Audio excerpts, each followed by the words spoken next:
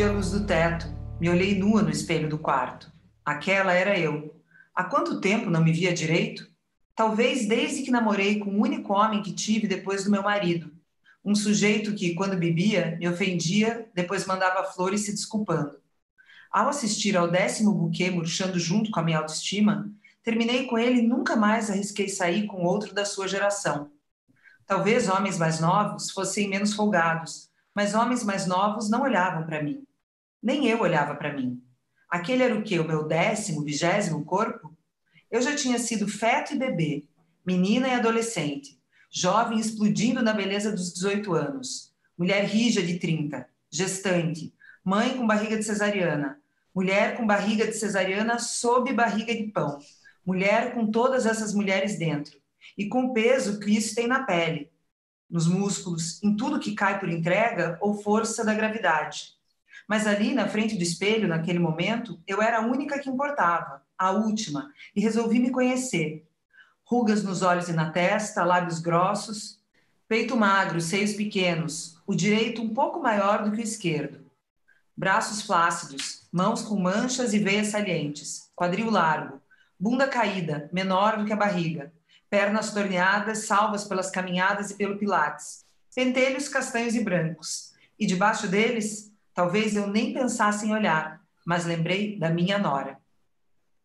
Sejam bem-vindas e sejam bem-vindos ao podcast As Amigas Geniais, um espaço para a gente transformar o conceito de amizade e sororidade por meio de literatura, escrita e arte. Eu sou a Marina Monteiro. E eu sou a Sandra Costa. E no episódio de hoje vamos conversar sobre como personagens e histórias bem construídas podem nos conectar com nós mesmas.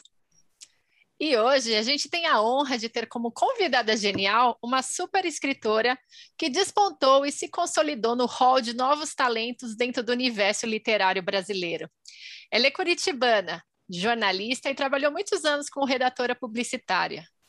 Já como escritora, seu primeiro livro de contos, A Teta Racional, foi finalista do Prêmio Biblioteca Nacional. Também publicou 2 romances, O Tudo Pode Ser Roubado, finalista do Prêmio São Paulo de Literatura, e O Sweet Tóquio, livro de grande sucesso editorial, que também será publicado nos Estados Unidos, na Inglaterra, Itália, Colômbia e Venezuela. Em 2021, publicou seu primeiro livro infantil, Altos e Baixos. Ela também é colunista no jornal literário Rascunho e na plataforma Fervura no Clima. Além de criar histórias geniais, nossa entrevistada é super querida, acessível e me deu super altos toques e dicas sobre a carreira de escritora. É linda e tem uma das vozes mais charmosas do sul do mundo. Seja bem-vinda, Giovana. É uma alegria ter você aqui com a gente. Uhul! Tô chegando com a bem-vinda. Nossa, demais. Obrigada. E olá para todo mundo que está junto com a gente. Ah, que gostoso ter você aqui, Queria Giovana. te ter. Com certeza. Bom, e para começar, Giovana, a gente queria entender com você como que foi efetivamente o teu início como escritora, né? Como a gente comentou ali na apresentação, você teve alguns anos de carreira dentro do universo da publicidade, mas em algum momento você decidiu efetivamente se tornar escritora, que, pelo que eu me lembro de algumas entrevistas que você já deu, era sempre, sempre foi um sonho da tua vida. Como que foi esse momento dessa virada para você virar efetivamente escritora e como que foi viver esse processo? Olha, eu sempre fui escritora, mas eu estava dentro do armário a vida toda, porque eu só precisei sair, tomar coragem de sair num certo momento, porque, assim, desde que eu aprendi a ler, eu já comecei a ler muito, eu já comecei a escrever, assim, eu tenho diários dessa fase já de 8 anos, mais ou menos, histórias em quadrinhos que eu já fazia nessa época. Com 15 anos eu me tornei bolsista do colégio que eu estudava, porque eu sempre ganhava os concursos de poesia. Então, assim, eu já sabia que eu queria ser escritora, mas eu venho de uma família super tradicional, conservadora de Curitiba, que falava, não, artista não, você vai fazer... Tinha as 2 opções que meu pai sempre falava, pode fazer direito ou medicina. E aí eu ainda consegui burlar isso e ir para o jornalismo, que era o que tinha ali mais próximo do que eu achei. Falei, bom, vou escrever, então vou ser jornalista. E aí a vida foi me levando por lugares, enfim. né, da subsistência, no sentido assim, vou trabalhar em veículo, depois fui trabalhar como redatora, porque foi um emprego que apareceu, e né, você vai pegando as coisas e vai se virando. Mas esse tempo todo, eu nunca deixei de escrever literatura, eu sempre estava escrevendo. Eu escrevi alguns livros que, como eu sempre falo, ainda bem que ficaram em disquetes que nunca mais serão acessadas essas mídias, porque eram livros ali que eu ainda estava procurando a minha voz narrativa. Hoje eu olho para trás e dou graças a Deus que essas obras não foram publicadas, não eram boas. E aí eu fui, assim, tomando coragem, me organizando financeiramente para parar um período para escrever e amadurecendo a minha voz narrativa, que eu acho que eu cheguei nisso só com 35 anos. Olha como, às vezes, é um processo longo, né? Tem escritor que já nasce pronto, né? O que eu falo, a voz narrativa, às vezes um escritor encontra rapidinho, um mês, outros demoram 20 anos, outros 30. E quando eu estava com 35 anos, mais ou menos, foi esse momento que eu falei, nossa, acho que agora eu tenho essa voz que é minha, né? Que não é parecida com nenhum outro escritor que eu gosto. Eu achei que alguns amigos meus escritores leram o que eu tinha na época e falaram, acho que você está pronta, tenta publicar. E também foi um período que eu resolvi largar tudo por um tempo para escrever, que ajuda muito. Ajuda não só porque você tem mais tempo numa situação dessa, mas porque às vezes é muito interessante se ver em cima do nada, de uma corda bamba, que você fala, nossa, agora eu vou ter que andar em cima dessa corda, vou ter que me virar. Então, tudo isso me deu um impulso, e foi por essa época que eu lancei a Teta Racional, que é o meu primeiro livro, um livro de contos, e que, como eu também sempre digo por aí, foi um momento muito bonito na minha vida, porque quando eu lancei esse livro, eu tive a sensação de que eu passei a existir por inteiro, que é o que acontece com quem sai do armário, né? Também como escritora.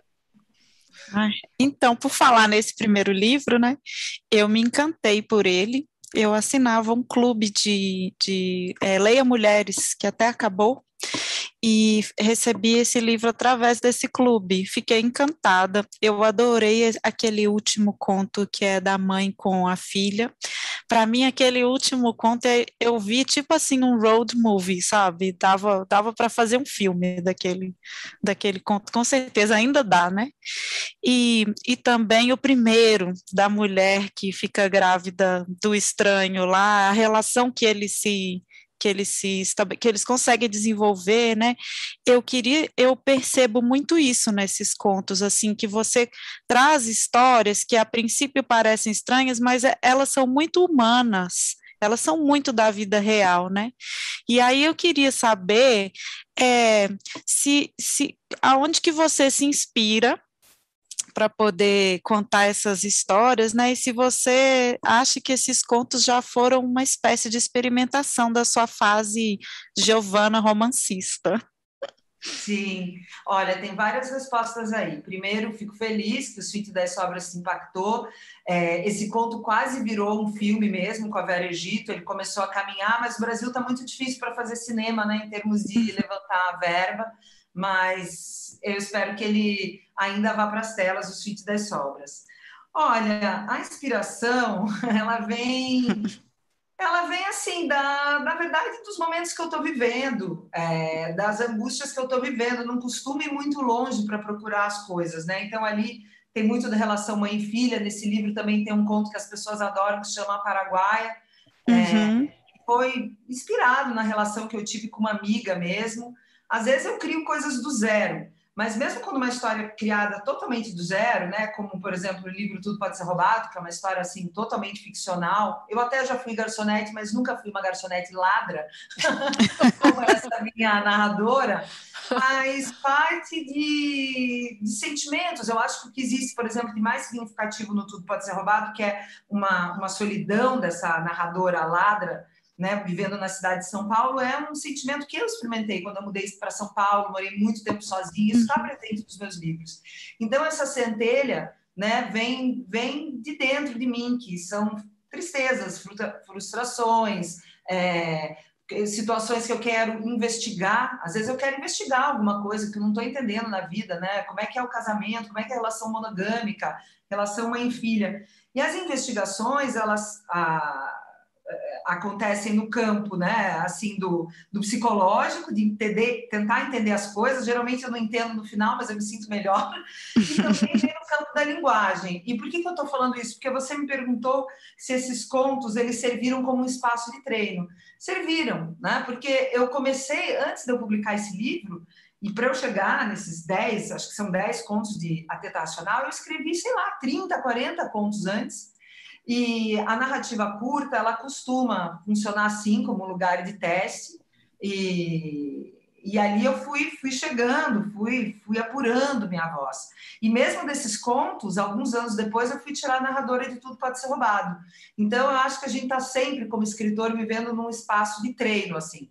Tem uma amiga minha que é cantora, que falou uma coisa que me aliviou muito, porque tem épocas que eu fico bem angustiada, que eu sento para escrever, nada funciona, eu jogo várias páginas fora, passo dias em que eu não produzo nada. E aí a Lulina falou assim, Giovana, relaxa, porque aquela página boa que você vai fazer depois não existiria sem todas essas páginas que você jogou fora pelo caminho. Isso. Então, tudo é processo, né? Vocês escrevem, vocês sabem também, né? Com certeza. A minha página boa ainda não chegou, mas vai chegar. Olha que eu vou ver, hein? Às vezes a página boa chegou e a gente não consegue enxergar ela. Pode ser. Giovana, e Sweet Tóquio? Assim, cada vez que eu penso na Sweet Tóquio, eu tenho vontade de catar mais umas 3 pessoas que leram esse livro e conversar com elas um pouco. Cada vez que eu penso nesse livro, eu tenho um sentimento diferente, uma luz diferente, assim, de coisas que eu percebi. E eu queria saber como que nasceu, né, no meu ponto de vista aqui, né, essa ideia de contar sobre essa babá, sobre a patroa, essa confusão de papéis e sentimentos, né, que acontece mesmo, né, nessa vida de outra pessoa, cuidar do seu filho, e que é tão comum na nossa classe média, na nossa sociedade, né, então eu queria saber de onde veio o Sweet Tóquio. Olha, o Cid Tóquio vem de muitas coisas, também vem dessas questões dentro de mim. As pessoas falam, nossa, como você conseguiu fazer uma babá e uma mãe tão incríveis? Porque eu sou essas duas lá, numa certa proporção, né? Então, o que eu posso dizer para vocês? Assim, primeiro, eu tive assim, um primeiro clique dessa história, eu tive a minha filha, e aí eu tirei um pouquinho de licença maternidade, e logo eu já tive que começar a trabalhar, e nessa época eu trabalhava fora, ficava 8, 10 horas por dia. Fora, e morando em São Paulo, né? A minha família é toda de Curitiba, a família do pai da minha filha é do Rio. Então, eu entrevistei uma babá, que eu peguei numa agência de empregos num dia, conversamos, e no outro dia ela começou na minha casa, e eu saí, né? Deixei minha filha com ela, e aí eu falei, caramba, olha que loucura, eu acabei de sair da minha casa e vou deixar minha filha durante 8 horas com uma desconhecida, né? Que eu não sei quem é. Essa pessoa era maravilhosa, ficou anos com a gente, mas esse desconforto que me deu nesse momento, acho que foi a centelha para eu escrever Sweet Talk, que é um desconforto materno, né, no caso. Eu acho que a gente vive, né, numa sociedade muito, muito doente, num certo sentido. Tem aquela frase clássica, né, que é preciso de uma aldeia para cuidar de uma criança, e essas aldeias, elas se esfacelaram muito na forma como as cidades foram se organizando e tal, e eu criei minha filha, né, e crio. Depois eu acabei criando minha própria aldeia, minha família urbana longe de casa, tal, mas criando de uma maneira muito desassistida. Então, eu acho que essa angústia aparece na babá. A partir também, depois minha filha começou a crescer, eu comecei a observar a vida das babás no meu bairro, ficar muito incomodada com as histórias que elas contavam, que são histórias muito tristes, né? Porque as mulheres de classe média e alta se apoiam nas babás, as babás se apoiam em outras mulheres que cuidam dos filhos dela. Em São Paulo é muito comum você ter mulheres, e essas eu conheci várias, que estão aqui trabalhando, que deixam os filhos com a mãe ou com a tia no Nordeste, mandam dinheiro e vêm esses filhos, às vezes de 3 em 3 anos, de 4 em 4 anos. Né? Então eu comecei a ver assim, como é delicada a situação dessas mulheres. E teve uma outra situação que eu acabei até trazendo para dentro do Sweet Talk, né, ficcionando para o livro, que foi de uma babá também no meu bairro, que engravidou, morando no quarto de empregada, e com medo de ser mandada embora, porque estava grávida, ela pariu na área de serviço. Os patrões não souberam, né, não viram, ela disfarçou essa gravidez, e ela deixou a sacolinha com o bebê na frente de um prédio. E essa situação é uma situação chocante, não nova, né? No Brasil a gente acaba vendo isso acontecer às vezes, mas o que me chocou foi que essa mulher foi presa e quando ela saiu da prisão, a sociedade caiu em cima dela, do tipo, mãe desnaturada, que absurdo ela fazer isso. E eu pensei, caramba, né? Primeiro, assim, deve ter sido uma dor horrível para ela ter que se separar de um filho dessa maneira. E segundo, ninguém vai perguntar onde é que está o pai dessa criança. Então, com todos esses incômodos, né, percebendo a situação de vulnerabilidade, na época também os direitos das empregadas estavam sendo ameaçados já pelo Bolsonaro antes dele ser presidente, né, por aquela PEC horrorosa dele. Então eu falei, eu preciso levar essas histórias para o papel, né? E tendo já essa certeza de que eu queria falar sobre as babás, né, aquilo que eu chamo do exército branco, aí, claro, tinha que construir essa história em torno da babá, que é o quê? A criança, a mãe da criança, e encarar um desafio para mim que foi enorme, que foi narrar essas duas mulheres em primeira pessoa, porque eu queria muito colocar elas em pé de igualdade. Né? Os meus amigos escritores falavam assim, não, você narra a mãe da criança, que é assim uma classe social mais parecida com você, uma vida mais próxima, narra ela em primeira pessoa e narra a babá em terceiro, que vai ser mais difícil fazer a voz da babá em primeira pessoa. E eu decidi que não, que eu tinha que encarar esse desafio de dar voz tudo nas mesmas condições, mais ou menos o mesmo número de páginas, de capítulos para as duas, e as duas em primeira pessoa, para a gente ter acesso à subjetividade delas na mesma proporção, né? Que eu achei que era justo que se fizesse isso. Então, foi mais ou menos assim que esse livro nasceu. Eu acho que você fez isso muito bem, porque a gente fica dividido o tempo todo, a gente não sabe para quem torcer. O tempo todo dá essa confusão. Eu vi isso, porque assim, eu não queria demonizar ninguém. Né? É claro que esse livro, a babá, ela é muito explorada, né, pela Fernanda, pela patroa dela, mas a Fernanda também tem algumas questões que são legítimas. Por exemplo, ontem chegou para mim a edição do livro, né, que está saindo na Colômbia, e eles colocaram uma coisa na contracapa, na quarta capa, que eu pedi para mudar, porque eles falavam assim, é isso que acontece quando uma mãe delega toda a sua tarefa e sua função para uma babá. Eu falei, gente, essa não é a ideia, eu não estou aqui para falar. A gente vive numa sociedade que a mulher também não tem muita escolha, né? Os homens ajudam um pouco, o governo, o Estado, que deveria, né, acolher e dar as creches, não ajuda em nada. Então, assim, eu nunca quis fritar... assim, na minha obra, eu não frito as mulheres, não. Sejam elas quem forem, não vão ser demonizadas aqui. É isso que é o que faz a gente ficar lembrando do livro toda hora, porque as duas, você fica naquele dilema ali, que as duas têm seus motivos para fazer o que estão fazendo, né? É muito maravilhoso. Sim, muito obrigada.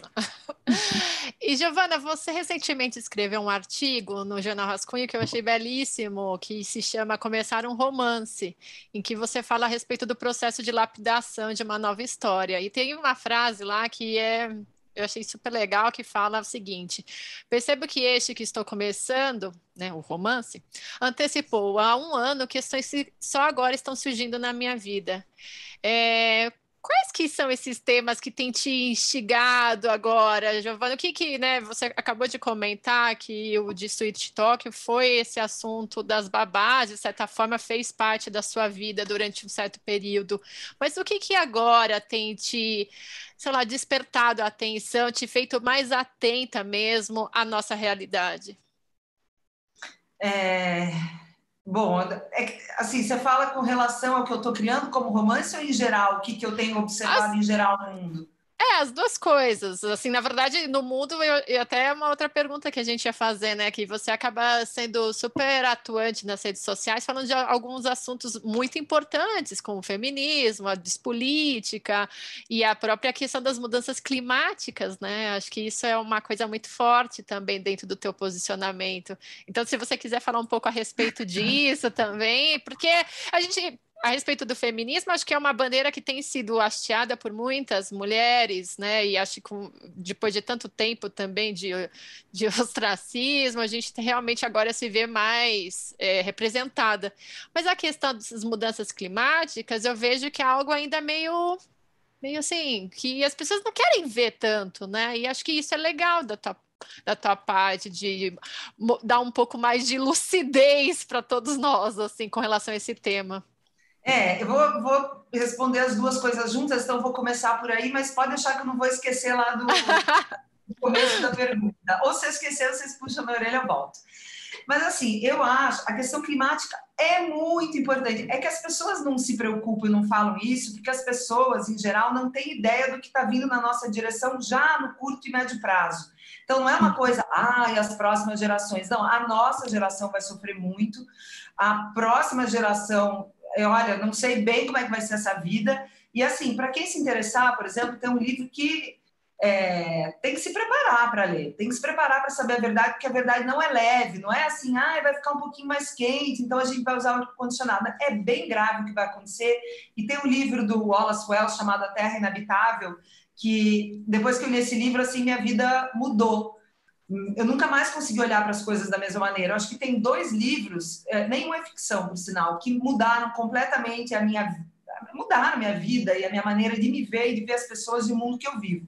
O primeiro livro é O Segundo Sexo, da Simone de Beauvoir, porque lendo esse livro eu entendi quem eu sou como mulher, né? Eu não sou a Giovana porque eu sou, só porque eu fui criada pela minha família, que é assim, a marca de você ser criada como mulher na sociedade em que a gente vive é uma marca tão forte, ela está tão arraigada dentro das nossas decisões que quando você começa a ler uma obra dessa, que é uma obra magnífica, você começa a entender as decisões que você tomou na vida, suas frustrações afetivas, amorosas, escolhas profissionais, a relação com a sua família. Você vê que tem muita coisa que é justificada por um sistema social que criou a tua estrutura, que criou a tua maneira de interagir com o mundo. Então, o Segundo Sexo fez com que eu me descobrisse, nossa, Giovana, você é isso, e por que você é isso? E por que as outras mulheres são assim como elas são? E aí, muitos anos depois, cai na minha mão A Terra Inabitável, do Wallace Wells, que é o livro que me fez entender o mundo em que nós vamos viver daqui para frente, que não é o mundo que eu vivi até agora. Né? Eu tive muita sorte, o que eu tenho hoje consciência é que eu vivi numa janela muito histórica de muita sorte, porque o mundo ele realmente ele vive, né, em ciclos em que as coisas ficam um pouco melhores e um pouco piores, né? A gente vê a Primeira Guerra, a Segunda Guerra, depois a gente teve uma janela histórica boa. Eu vivi dentro desse momento, né?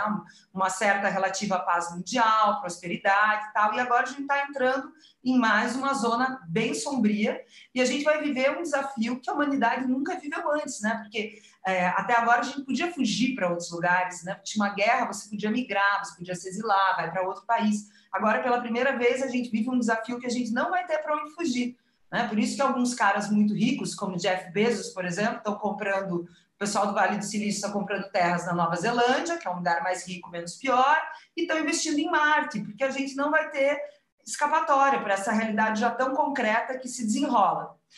E o feminismo e a questão climática se cruzam com muita força, porque, assim, o clima vai trazer uma nova crise econômica para o mundo e alguns outros desafios bastante grandes, né, como enchentes frequentes, incêndios, enfim, uma série de coisas. E dentro desse mundo, a corda vai estourar na de quem? Num dos mais vulneráveis, que são mulheres, negros, países menos privilegiados, que são justamente aqueles que emitiram muito menos carbono. Então, no final das contas, todas as minhas matrizes ideológicas, zonas de interesse, acabam se cruzando, eu nem vejo como coisas separadas. Né? Por isso que eu tenho falado ultimamente que eu sou uma feminista climática, porque tudo isso está junto para mim. E aí, voltando para aquilo que você me perguntou, que eu chamo do poder oracular do romance, porque quando você começa a escrever um romance é como um imã emocional. Assim. Você está de antena aberta, e você começa a juntar tudo que está perto de você e que te interessa. Você não começa um romance e fala, nossa, eu vou contar essa história e ponto. Você vive ao longo dessa história. Um romance, ele habita a sua vida durante 1 ano, 2 anos, 3 anos. E nesse período você está vivendo, você está se interessando por coisas, você está lendo jornal, você tem as referências chegando até você. Então, o romance acaba, às vezes, captando histórias.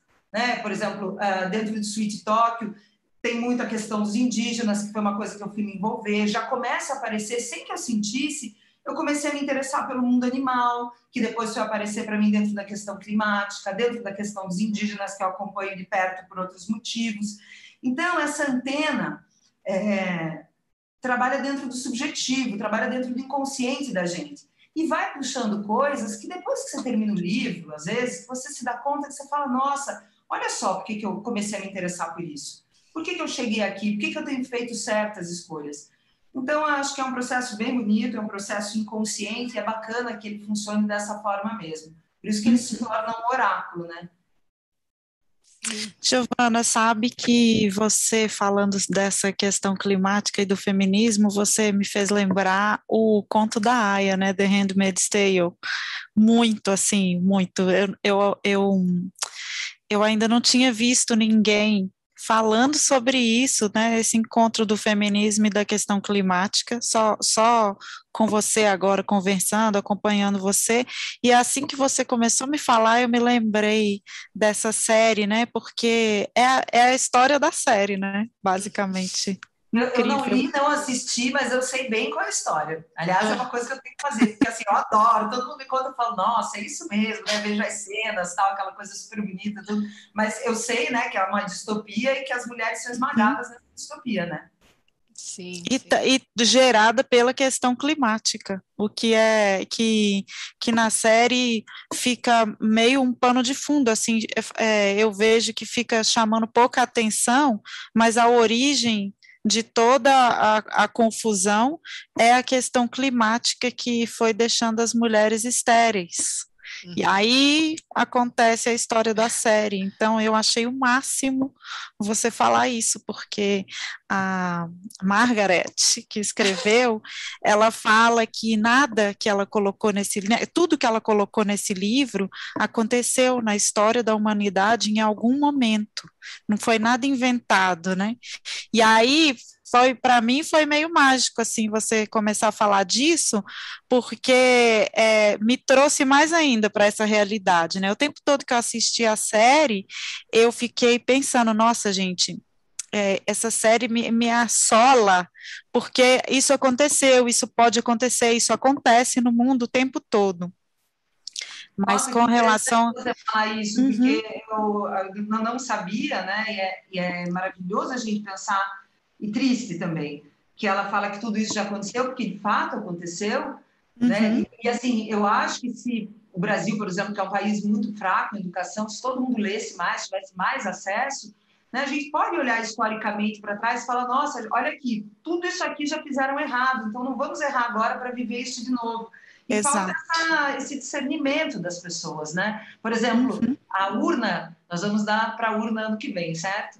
Se todo mundo olhar um pouco historicamente algumas questões, quem sabe possa tomar uma escolha melhor agora nas urnas e mudar esse com cadafalso para onde certeza. a gente vem se dirigindo. Você me fez pensar também nessa janela, quando eu estava na oitava série, mais ou menos, eu tinha 14, 15 anos, estava tendo aquela Eco 92, que foi no Rio de Janeiro, e o mundo inteiro se encontrando para falar da questão ambiental, né? E parecia tão distante de nós, de que a gente precisava melhorar a maneira como a gente se relacionava com o meio ambiente, né?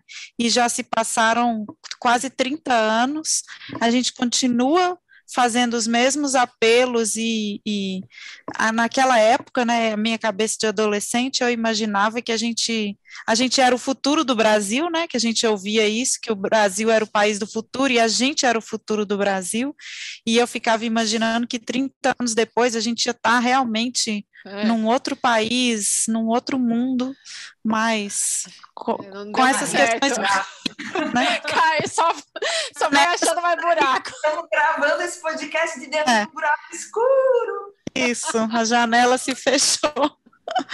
Ô, Giovana, mas mudando um pouco de assunto, né?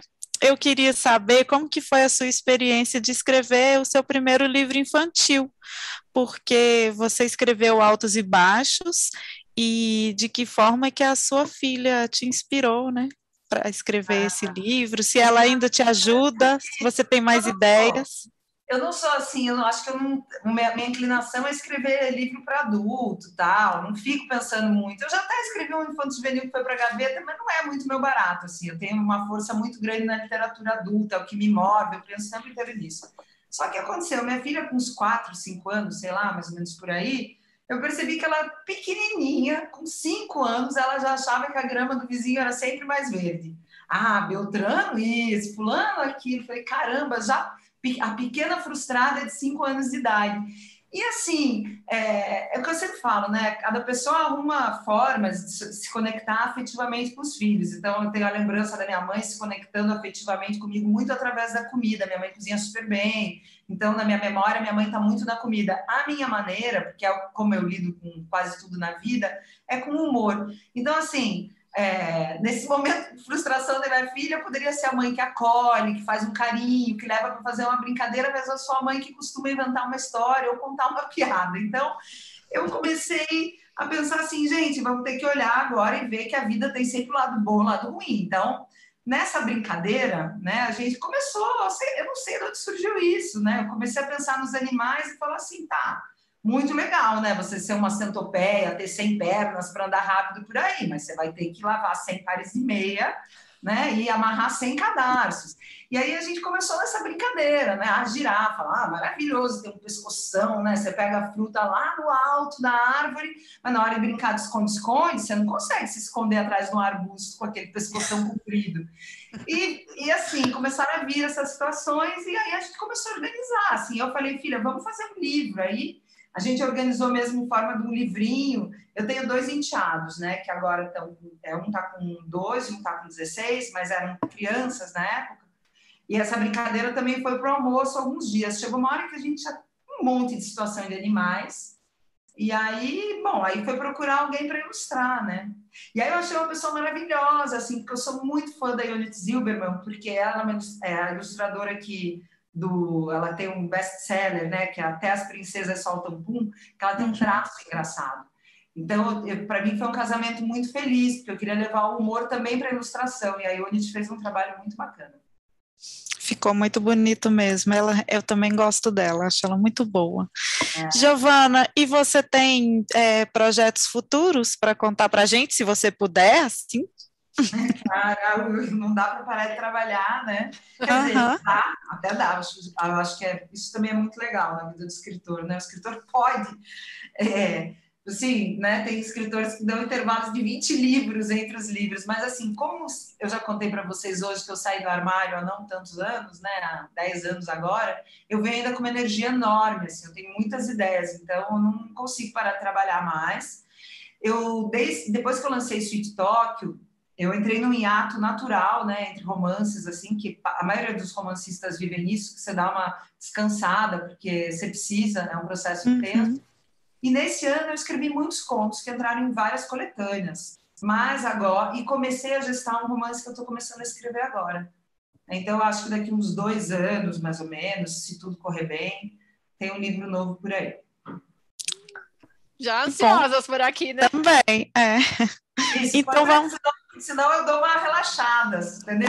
Então eu já posso até te perguntar, você demora normalmente 2 anos para escrever seus livros, ou menos ou mais? Tem um tempo mais ou menos de gestação? Eu acho que até agora, né, é mais ou menos 2 anos, porque assim, tem uns 6 meses, lanço o livro, aí você descansa um pouco do livro. Eu estou descansando demais dessa vez, eu estou há 1 ano, né? Eu lancei em setembro, agora setembro vai dar 1 ano. Mas é um período, assim, parar de escrever um pouco e ficar... Esse romance que eu vou escrever agora, desde lá que eu lancei Sweet Talk, eu já estou com a ideia. Então, assim, eu estou pensando nessa ideia, eu comecei a ler livros relacionados ao assunto, eu fui fazer viagens que tem a ver, né, porque é uma família que vai morar numa outra cidade por um motivo X, então eu fui para esse outro lugar, que é um lugar no campo. Então eu estou me movimentando, mas começar a escrever mesmo, eu estou escrevendo agora. Eu acho que trabalhando com disciplina, 1 ano, 1 ano e meio está pronto. Porém, é muito difícil falar sobre isso, porque às vezes eu dou exemplo de uma amiga minha que é escritora, que eu não falo o nome, porque eu não sei se ela deixa, vou até perguntar para ela, mas que é uma grande romancista bem conhecida, que escreveu lá um romance, e quando chegou no finalzinho, lá, últimas páginas, empacou. E só foi desempacar esse final 5 anos depois, né? Então, mudou de país, foi fazer mestrado, né? Então, assim, é tão imprevisível o trabalho no romancista. Então, vamos ver o que acontece, né? Pode deixar que a gente te cobra daqui 2 anos, já anotamos aqui na agenda. E-mails, botando pressão. Então, vamos para os nossos quadros. O nosso primeiro quadro é o que me faz mais genial. Alguma coisa tem te feito mais genial, Sandra, essa semana? Olha, sim, Marina, eu já fazia isso, mas eu tenho feito diariamente e tem me deixado mais animada com o aprendizado de francês. Então, eu estudo francês e eu tenho escutado muito podcast em francês. Muito, Ah, muito, que massa. muito. E para mim tem sido uma experiência muito, muito bacana, porque é aquele tempo que sei lá, eu usava para me locomover, ou então para eu fazer minhas caminhadas, e eu escutava outros podcasts, mas falei, poxa, por que não, né, usar isso para poder né, fazer ser um acesso meu para outro tipo de cultura e aproveitar e já treinar, né? E para mim tem sido muito legal.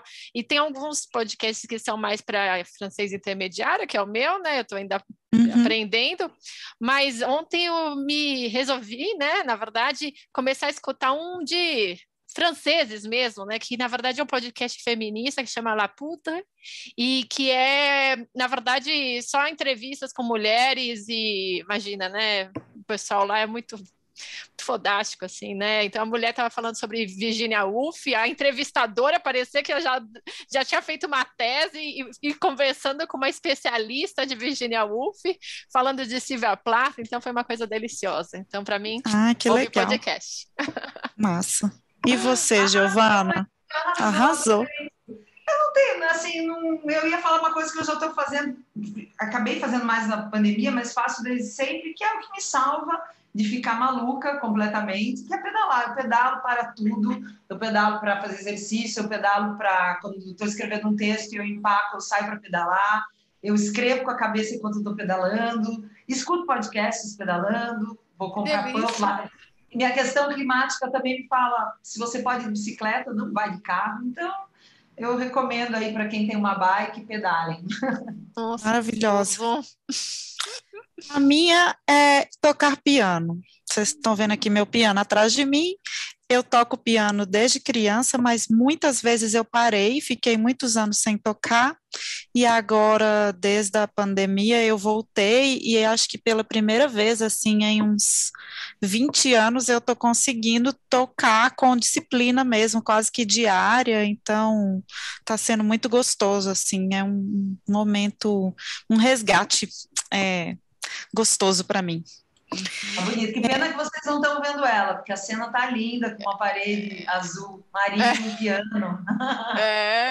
Foi chique. A minha sobrinha me viu tocando pela primeira vez um tempo atrás, né? E ela ficava assim, mãe, tia Marina tá tocando piano, vem ver, a tia Marina tá tocando piano. E a minha irmã não vinha, né? Porque a minha irmã já sabe que eu toco, já me viu tocando. E ela ficava assim, aí ela esperava um tempinho e ficava, mãe, tocando piano, você tá perdendo, como se nunca mais a minha irmã fosse poder ver, sabe? Foi muito gostoso isso, assim. E o nosso próximo quadro é Minha Amiga Genial. Sandra, compartilhe uma amiga genial com a gente. Bom, hoje eu queria falar de uma amiga que é a Lucy, e essa amiga, ela é minha companheira em um projeto de voluntariado que a gente participa, que é relacionado à liderança feminina. E a gente vem trabalhando juntas há uns 3 anos, organizando um programa de mentoring para mulheres dentro de uma organização que se chama PWN, que é Professional Women Network. E, na verdade, é um projeto que, assim, a gente, sei lá, né, a gente recebeu mentoring, né, há um tempo e resolveu ajudar, né, outras mulheres a ter esse mesmo tipo de experiência. E a gente finalizou a seleção de 2021 e 2022 há um mês, e essa semana que passou a gente teve um encontro de lançamento. E às vezes a gente fica desanimada, eu e Lucy, né? Porque, poxa, sei lá, você tem um trabalho aí, às vezes não parece que não tem muita serventia, mas é muito gratificante a gente ver que tem outras mulheres que estão se sentindo animadas em se desenvolver aí com esse, né, enfim, com essas conversas de mentoria. Então, a Lucy, ela é uma pessoa muito bacana, de se dar super bem, e ela é a responsável por me motivar dentro disso, né, dentro desse projeto. Então, essa homenagem é para ela. Eu gosto muito dela.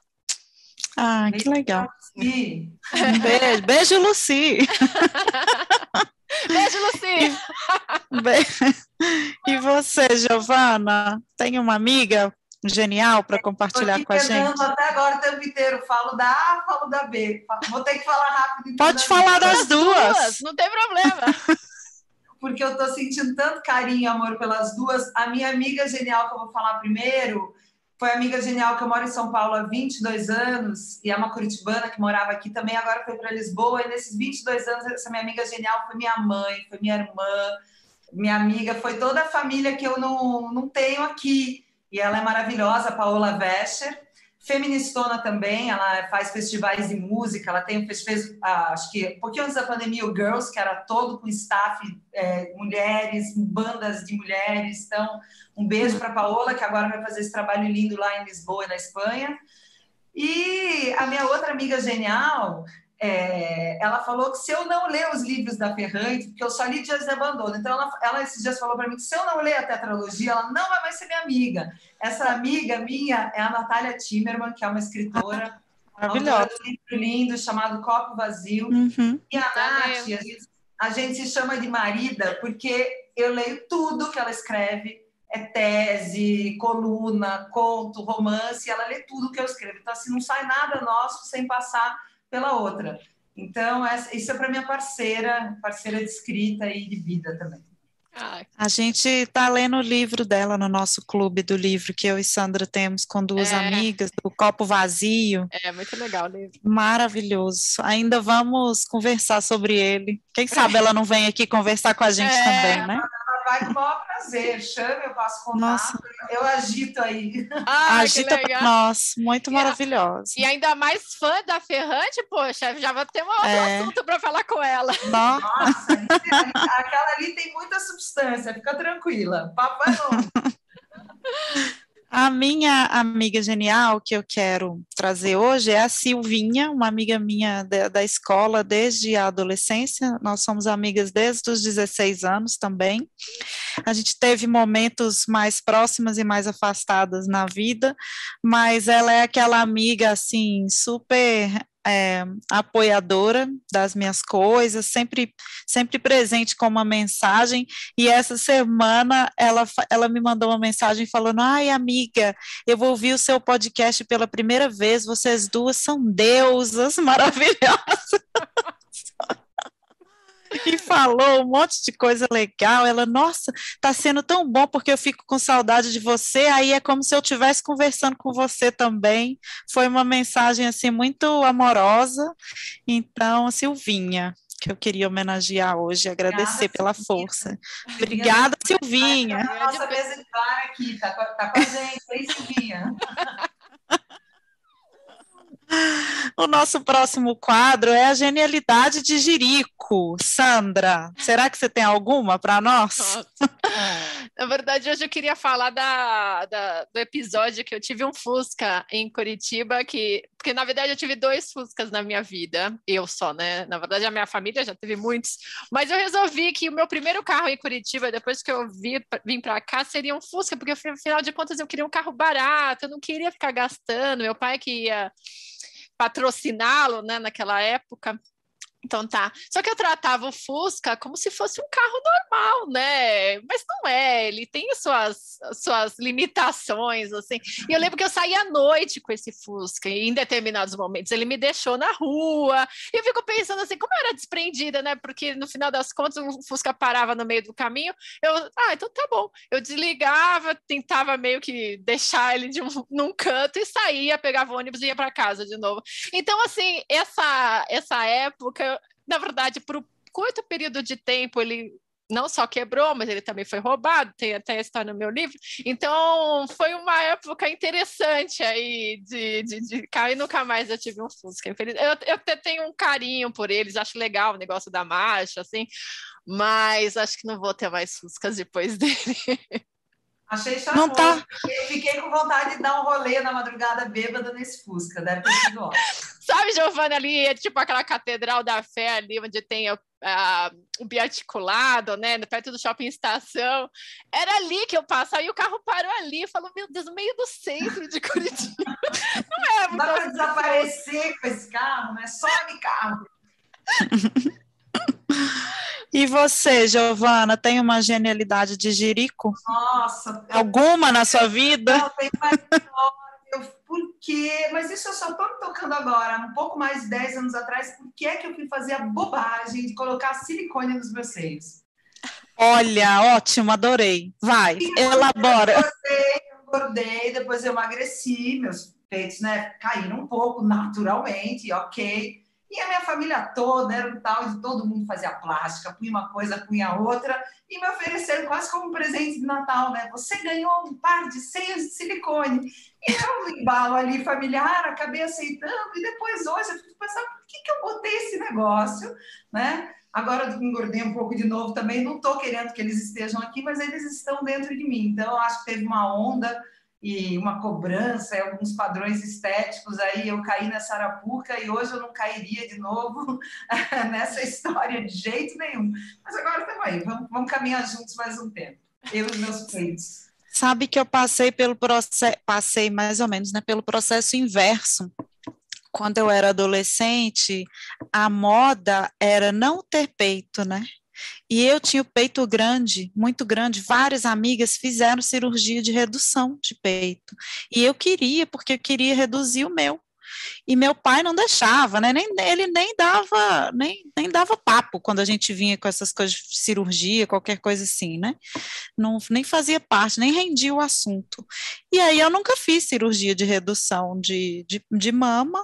E acabou que eu emagreci um pouco depois da minha adolescência, o meu peito se encaixou no meu corpo, assim, né? Era uma questão hormonal de adolescente mesmo. E aí hoje eu tenho o peito de um tamanho normal, médio. Eu fico imaginando se eu tivesse reduzido meu peito, como que eu não ia estar infeliz. Ainda bem que ninguém deixou. Certo, na proporção, assim, né? Com variações, ele mais ou menos dentro da proporção, né? Eu acho que eu já sentia na época que era uma roubada, porque eles me ofereceram, aí você vai lá no cardápio de seios, né? Aí os caras, pega esse, já vai fazer, já pega um grande, né? Mas olha que bobagem. E bem na hora, e aí na época todo mundo, não, bonito, grande, bem na hora que estava para fazer a cirurgia, eu ainda pedi para diminuir, pelo menos eu tive essa luz. Né? Depois minha mãe falou que eu já estava anestesiada, foi o motoboy cruzando a cidade para ir pegar um par novo, um pouco menor em outro lugar. Mas... Bom, você está aí ouvindo a gente, pense bem antes de fazer essas tacadas que podem dar errado. É verdade. E é tudo cíclico, né? Tudo é moda, é tudo momento, né? O que é bonito hoje não necessariamente é bonito, né?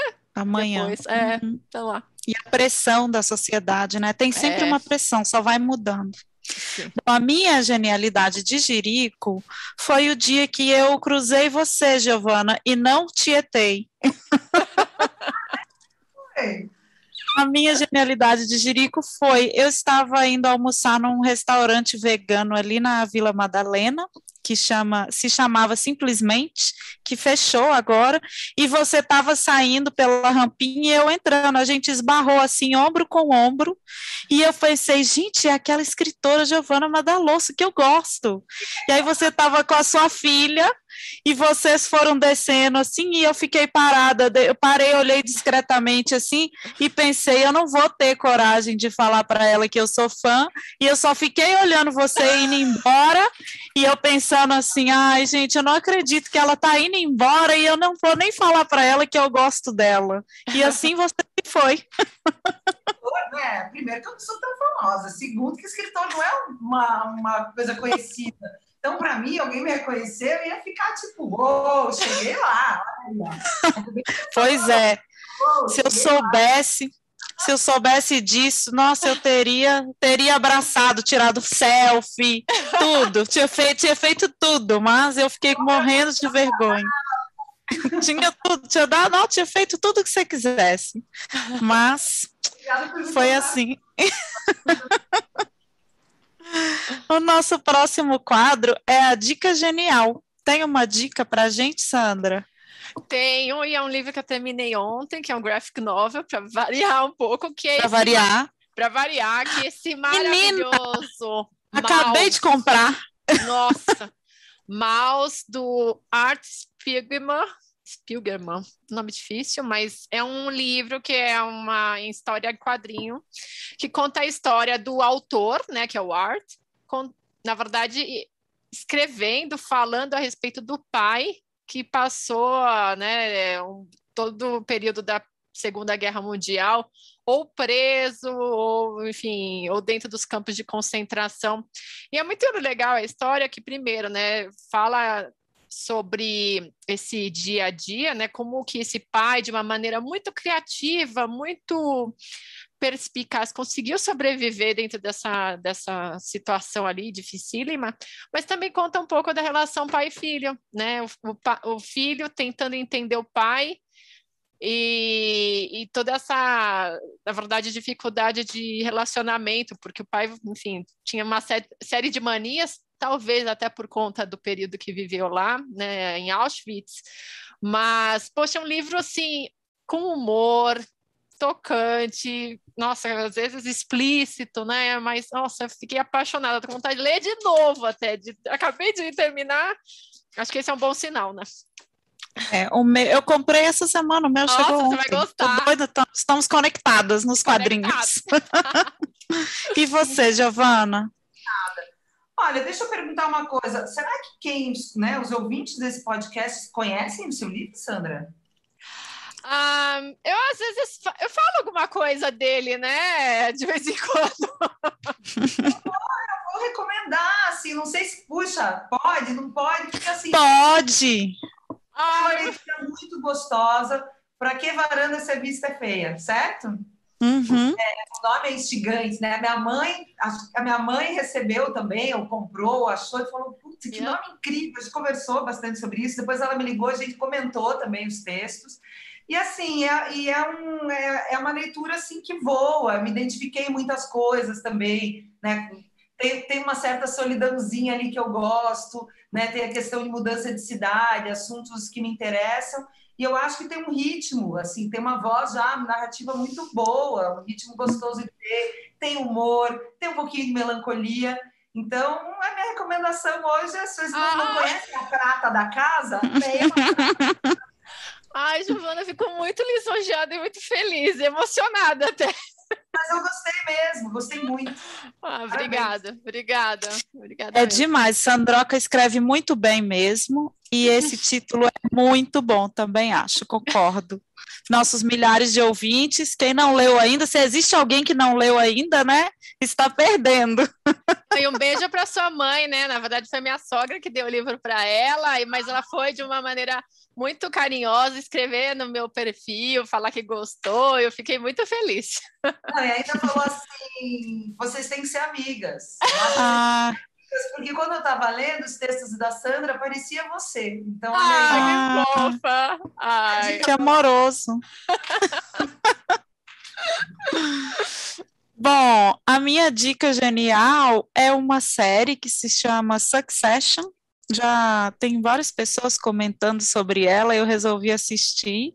Estou assistindo, já assisti 2 episódios só, e realmente a série é demais, de uma família, nem sei se milionária, bilionária de Nova York, né? A galera rica e essa coisa do patriarca tá com problema de saúde, para quem vai ficar em empresa, e os filhos brigando pelo aquele dinheiro, né? Tudo isso que o poder e a riqueza envolvem, as tramas paralelas que vão acontecendo, né? E é muito, muito boa, muito interessante, e quero ver como vai ser o final, e dizem que já vai ter uma próxima temporada, então eu estou bem animada, porque diz muito, né, do nosso mundo real.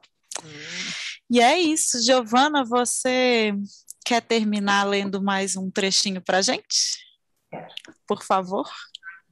Esse trecho continua o trecho que eu estava lendo antes, então, se vocês lembram dessa mulher que estava olhando para o próprio corpo no espelho e imaginando o que tinha embaixo dos próprios pentelhos, ela continua pensando, né? Talvez eu nem pensasse em olhar isso antes, mas eu lembrei da minha nora, da única vez em que meu filho apareceu em casa me pedindo dinheiro. Estava sozinho, nervoso, sentou à minha frente. Contou que minha nora foi fazer uma plástica. O sonho dela era colocar silicone. O cirurgião disse que ela deveria costurar o músculo da barriga também. Tinha esgarçado no parto e não voltaria sozinha ao normal. A recuperação ia ser meio chata. Ela deveria aproveitar para fazer tudo o que quisesse de uma vez e mostrou o catálogo da clínica. Ela olhou todas aquelas opções e achou que deveria reformar a... Nessa hora, meu filho parou, constrangido, não só pela cirurgia, mas por nem saber que palavra usar.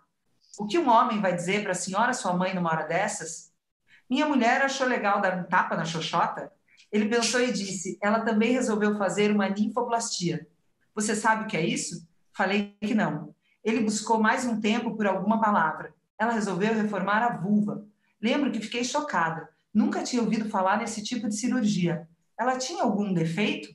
Ele disse que de forma alguma, mas andava insatisfeita com o tamanho dos grandes lábios, achava que eram grandes demais. Mas são grandes lábios, lembro de ter dito. E ele respondeu que sabia, que não via nada de errado, mas ela encasquetou na redução. E agora ele não conseguia pagar as parcelas da internação, do anestesista. Fiquei com pena do meu filho e com raiva da minha nora, porque quem teve que bancar aquele retrofit fui eu. Mas depois eu me esqueci do assunto, até que voltei a me lembrar, naquela hora, me perguntando, e os meus? Puxei a cadeira que usava para calçar os sapatos até a frente do espelho. Sentei, abri as pernas. Lembro que pensei, vovó viu a vulva. Estiquei a cabeça para frente, examinando o reflexo. Eu tinha pequenos grandes lábios ou grandes lábios? Eu não sabia, não costumava ver outros nas capas de revista. Pensei que talvez fossem médios, com certeza desbeiçados. Uma borboleta velha e roxa pousada no meio das pernas, os pés ossudos pousados no chão. Talvez fosse um corpo feio, até repulsivo para algumas pessoas. Cruzei as coxas, tomada por um constrangimento súbito. Estiquei o braço, apaguei a luz do teto, mantendo apenas a do abajur, e então vi as minhas pupilas se dilatando na penumbra, as minhas sobrancelhas se arqueando, e pensei, como alguém pode achar um corpo feio? Como alguém pode achar qualquer corpo feio? Ser cego a ponto de não enxergar a beleza da máquina que rege tudo, até a própria ideia de achar um corpo feio. Maravilhosa. Ai, que demais! Nossa, muito legal. Gente, eu gostaria de dizer, eu não me toquei quando eu escolhi esse trecho que a gente ia acabar falando de silicone. Tá? Eu botei foi? silicone, mas eu não fiz um retrofit na região sul.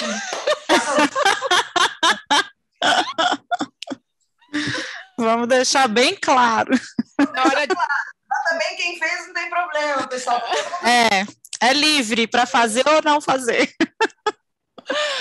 Ai, Giovana, poxa, muito, muito, muito obrigada pela tua presença aqui hoje. Foi tão gostoso conversar com você. Foi demais. Nossa, valeu mesmo. Prazer. Ô, Giovana, se você puder, por favor, compartilhar onde você está nas redes sociais para o pessoal que não te conhece, que eu acho muito difícil, mas enfim, que queira te seguir. Olha, então eu sou nas redes, eu sou Gema Dalosso, estou no Instagram e estou no Twitter. Maravilhosa. E sempre que a gente interage com ela, ela interage com a gente de volta. É verdade. É bom demais. Ai, é muito gostoso essa proximidade. Tem muita gratidão. Chega mais. Tá ótimo. E antes da gente finalizar, a gente gostaria de convidar nossas milhares de ouvintes e nossos milhares de ouvintes para participar do nosso clube de leitura, As Amigas Geniais. Nós realizamos 2 eventos por mês, o clube de leitura de mulheres escritoras e o clube de séries e filmes. Os eventos estão sempre abertos no Simpla, é só acessar nosso link na bio, @asamigasgeniais no Instagram e se inscrever. A gente lembra também que toda terça-feira tem podcast novo, com entrevistados geniais, literatura, arte e muita, muita inspiração. Se vocês quiserem continuar essa conversa com a gente, com sugestões, comentários ou convites para mediações, é só entrar em contato com a gente no @asamigasgeniais, no Instagram. Ou pelo e-mail, asamigasgeniais@gmail.com. Já estou até vendo se estou seguindo aqui, hein? Eu acho que eu estou, mas estou conferindo, não vou perder. Sim, segue lá. Que a gente... Vem ter genial com a gente. Esse foi mais um episódio do podcast As Amigas Geniais. Um podcast para ser amiga, um podcast para ser genial.